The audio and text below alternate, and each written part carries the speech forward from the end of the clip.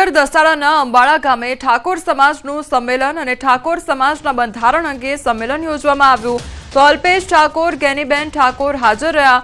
દસાડા તાલુકા ક્ષત્રિય ઠાકોર સમાજના નવા બંધારણ અંગે સંમેલન યોજવામાં આવ્યું। ઠાકોર સમાજના આગેવાનો અલ્પેશ ઠાકોર, ગેનીબેન ઠાકોર સહિત સમાજના સાંસદો, ધારાસભ્યો, આગેવાનો, હોદ્દેદારો અને યુવાનો મોટી સંખ્યામાં ઉપસ્થિત રહ્યા। તો જાનમાં 100 લોકોએ જ જવું અને દીકરીના પિતાએ ફક્ત 21,000 સુધીનું કરિયાવર આપવું, સામાજિક પ્રસંગે અને લગ્ન પ્રસંગે ડીજે પ્રથા બંધ કરવી, જન્મદિવસની ઉજવણી પણ બંધ કરવી, સગાઈમાં માત્ર 25 લોકોએ જવું અને ઓઢામણા પ્રથા બંધ કરવી, સગાઈમાં વર પક્ષ દ્વારા કન્યા પક્ષે મોબાઈલ આપવા પર પ્રતિબંધ મૂકવામાં આવ્યો છે તો બોલામણા પ્રથા પર પ્રતિબંધ, જે પરગણું દીકરી આપે ત્યાં જ દીકરી આપવી સહિતના નિર્ણયો લેવામાં આવ્યા છે।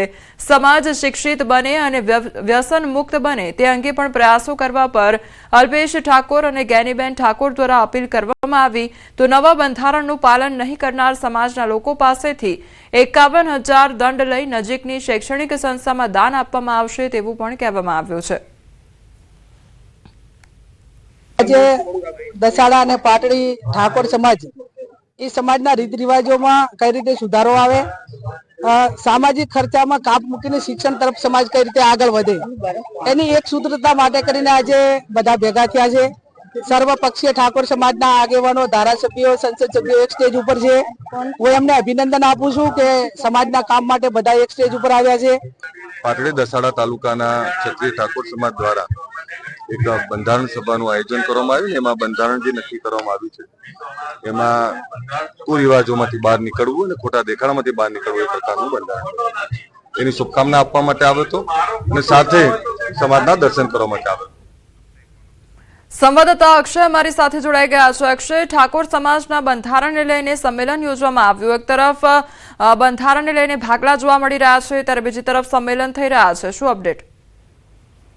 ચોક્કસથી વાત કરવામાં આવે તો સુરેન્દ્રનગર જિલ્લામાં ખાસ કરીને દસાડા તાલુકામાં મોટા પ્રમાણમાં ઠાકોર સમાજની વસ્તી છે, ત્યારે ઠાકોર સમાજ જે છે તેમાં શૈક્ષણિક અને સામાજિક ક્ષેત્રે ક્રાંતિ લાવવાના ઉદ્દેશ સાથે આજે છે એ ઠાકોર સમાજનું સંમેલનનું આયોજન કરવામાં આવ્યું હતું, જેમાં ભાજપ, કોંગ્રેસ, તમામ પક્ષના જે ઠાકોર સમાજના આગેવાનો, હોદ્દેદારો છે તે ઉપસ્થિત રહ્યા હતા અને સૌએ એક સુરે એક મત વ્યક્ત કર્યો હતો કે સમાજમાં શિક્ષણ થકી જ ક્રાંતિ આવશે। અન્ય જે કુરિવાજો છે, ખાસ કરીને જે અત્યારે જે મોંઘવારીના સમયમાં લગ્ન પ્રસંગોમાં જે ખર્ચ વધતો જાય છે તે દિવસે દિવસે સામાન્ય માણસો માટે લગ્ન કરવા તે એક અઘરું થતું જાય છે, ત્યારે આવા ખોટા ખર્ચો પર કાપ મૂકી અને જે નાનામાં નાનો સમાજનો માણસ છે તેને આર્થિક અને સામાજિક રીતે આગળ લાવવા માટેના પ્રયાસો કે ખાસ કરીને જે આ દેખાદેખીમાં જે વિવિધ પ્રકારના મોંઘાદાર ખર્ચાઓ થાય છે તેના પર કાપ મૂકવાની એના અંગેનું એક ખાસ બંધારણ ઘડવામાં આવ્યું છે। તમામ લોકોએ આ બંધારણને પાળવાની એક સુરે અપીલ પણ કરી છે અને લોકોએ પણ સહમતિ દર્શાવી છે અને ખાસ કરીને બંધારણનું જે પાલન ન